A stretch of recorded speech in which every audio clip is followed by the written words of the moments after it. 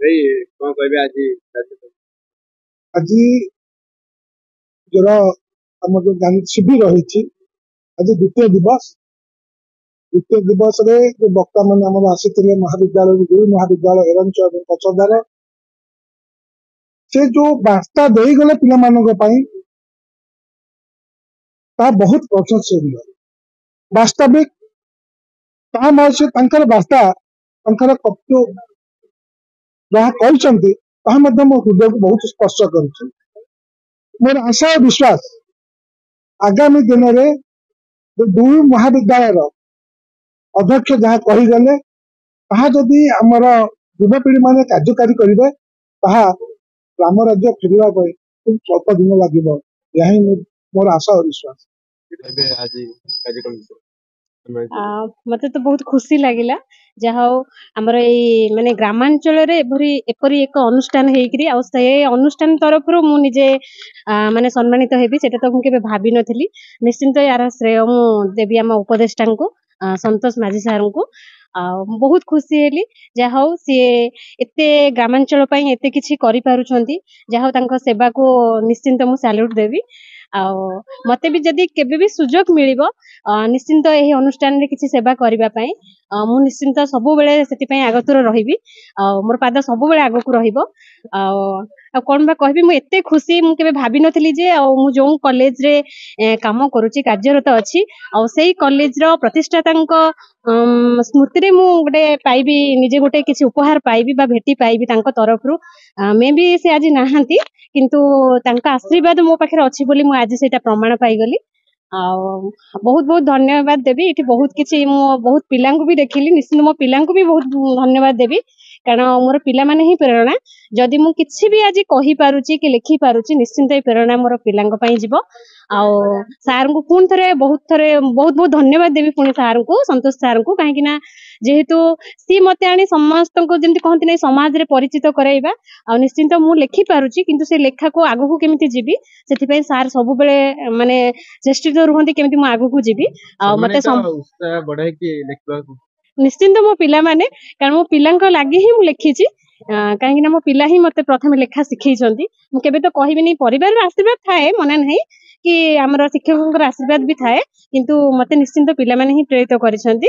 ଆଉ ତା ସହିତ ଯେମିତି କି ଆମର ଏଇ ସଂଘର ଆମର ଯିଏ ଉପଦେଷ୍ଟା ଅଛନ୍ତି ଆମର ସନ୍ତୋଷ ମାଝୀ ସାର୍, ନିଶ୍ଚିନ୍ତ ସେମିତି କିଛି ଜଣ ସାର୍ ଅଛନ୍ତି ତାଙ୍କ ଲାଗି ମୁଁ ଯଦି ଆଗକୁ ପାଦ କାଢି ପାରିଛି, କାରଣ କହନ୍ତି ଝିଅ ମାନେ ଆଗକୁ ପାଦ କାଢିବା ଟିକେ ଆମ ପାଇଁ ସୁରକ୍ଷା ପଦ ନୁହେଁ, କିନ୍ତୁ ଏମିତି କିଛି ଜଣଙ୍କ ମାନେ ବଡ ଜ୍ୟେଷ୍ଠ ମାନଙ୍କ ମାନେ ସାହାଯ୍ୟ ପାଇ ମୁଁ ଆଗକୁ ପାଦ କାଢିଛି ଆଉ ଲେଖାରେ ଆଗକୁ ବି ଯାଇପାରୁଛି। ଆଉ ବାସ୍ ସେତିକି କହିବି ଆଉ ତାଙ୍କୁ ବହୁତ ବହୁତ ଧନ୍ୟବାଦ ହିଁ ଦେବି। ଗୋଟେ ସମାଜରେ ଥାଏ ଯେ ନାରୀ ମାନେ କିଛି କରିପାରିବେନି, ଆଉ ଉପରେ କଣ କହିବେ? ନାରୀ ମାନେ ବି ସବୁ କିଛି କରିପାରନ୍ତି ବୋଲି।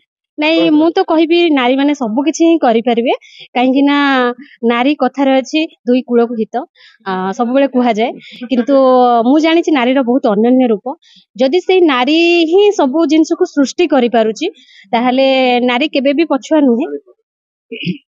ଆଜି ଗ୍ରାमीण सेवक समाज द्वारा जो दिवसीय कार्यक्रम चली निश्चित भाव नाम अनुसार ग्रामांचल जो सेवार कार्य आरंभ होउची एवं एथिरे युवपीढ़ी माननकु जोपरि भाव में प्रोत्साहित करा जाउची महात्मा गांधी नीति आदर्श रे अनुप्राणित होगा पाई एवं समाज रे तार प्रभाव पकेया पाई। कारण आज जो समाज जेपरि भाव में कलुषित होउची ताकू परिवर्तन करिवार आवश्यकतार समय आसीची एवं एई ट्रस्ट माध्यम रे जो पिला माने एठी रही यार कार्य करूचंती।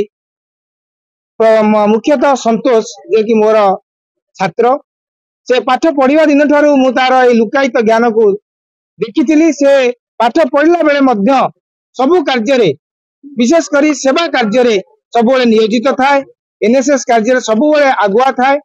तार ए जो प्रयास बा जो मानकु नै से कार्यक्रम करूची निश्चित भाव में से सफलतार शीर्ष रे पहुंची पारिबो। एवं एई परी कार्य जदि आमे समस्त मिलिमिशि करिबा निश्चित समाज को गोटे नूतन वार्ता दबा एवं समाज को परिवर्तन करि पारिबो। मार्कंडेश्वर महापात्र, अध्यक्ष देवीकंदल नित्यानंद कॉलेज एरंच। आज ए ग्रामीण सेवक समाज द्वारा अनुष्ठित होता कार्यक्रम आज द्वितीय दिवस तथा द्वितीय अधिवेशन आते मत डाकी मो निजक बहुत गर्व अनुभव करुच्ची एवं एठी गांधी नीति गांधी आदर्श रे अनुप्राणित होगापाई जो कार्यक्रम चली जो अनुष्ठान ग्रामीण सेवक संघ दीर्घ 18 वर्ष धरी तार अहरह जारी रखी कार्यधारा एटा अतीव प्रशंसनीय आठी जो वर्तमान जो आमर वक्तव्य रखिले अतिथि माने से सेवा उपरे कारण एटा आमर समाज प्रति आगामी वंशधर मान पिला उत्साहित करिवो तेणु एटा गोटे बहुत भल परंपरा आशा करी ईश्वर निकट प्रार्थना करी ए अनुष्ठान बहुत आगक चलू एवं तार कार्यधारा अति प्रशंसनीय हो जमीक महात्मा गांधी से स्वप्न रामराज्य आसवाई आउ बेसी समय लगे। धन्यवाद।